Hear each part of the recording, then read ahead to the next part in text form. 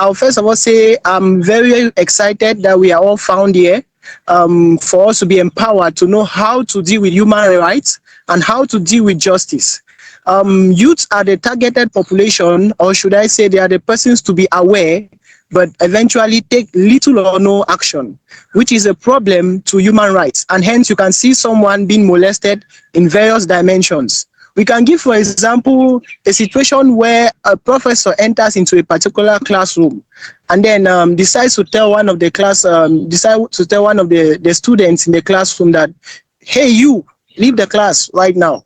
And immediately the student gets up and takes his or her seat and maybe moves out.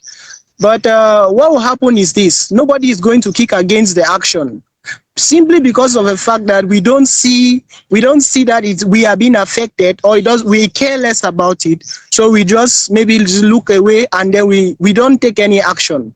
So this evening we are talking about the challenges. If maybe as a class we would have decided and said, okay, lecturer, what you did was wrong. I think he has a right to education. Being in class is but normal for him to sit down. If he has done something wrong, you ought to have addressed it permanently. I guess in some parts of the world, the class will not go. Like for example, in Nigeria, all the classrooms will be stopped. So that's to tell you that it's a challenge because of the fact that we are aware that we take little or no action.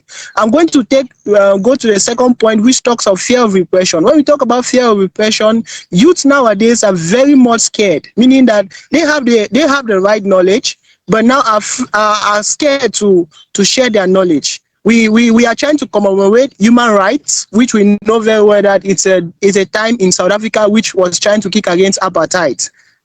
Basically in 1960. So we are trying to say there are many or a lot of persons who spoke during this time, but were arrested in the process. However, we want to know that human rights, which is a very remarkable day on the 21st of March in South Africa, is being viewed all over the world and being respected by all. And the next we are going to talk about is the economic challenges, which is a very, very, very vital challenge we are facing in our atmosphere or in our towns today. Many African countries, for example, Cameroon, in which I am found right now, 39.3% of youth in Cameroon struggle to get jobs.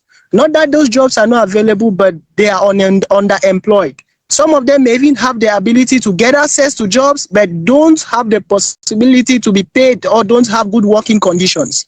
You have 70 to 80% of African youth who don't have any job, and then that's a problem.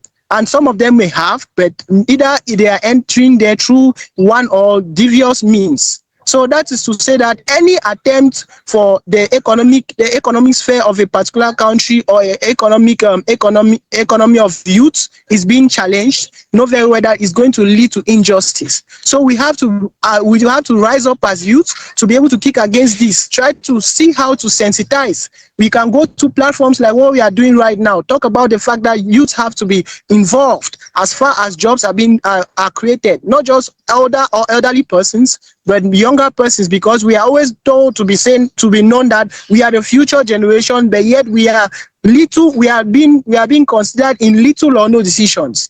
And then the final thing I will talk about is social media challenges and political exclusion. We know very well that social media is one of the very hyper, should I say, anything that wants to increase is happening in social media. Anything that wants to decrease is happening in social media. So it's a very big challenge in our today's world. Misinformation can take the part of the day, and then voices of the youth will be weakened. So I'm just going to end by trying to let us know that these challenges are not just problems, but they are human rights issues leading to injustice. So any attempt to kick against it will either lead to conflict, will lead to injustice, and so on and so forth. So I want us to be called up to youth onto this platform, wherever we may be found at this level or at this time, that youths cannot speak, work, or participate when their rights are being denied. We have to rise up as youth from any direction and know that it's not just charity, but it's a human rights obligation for us all. Thank you very much for being on this wonderful webinar and impactful session. I'll give it back to Mr. Oyema. Thank you very much.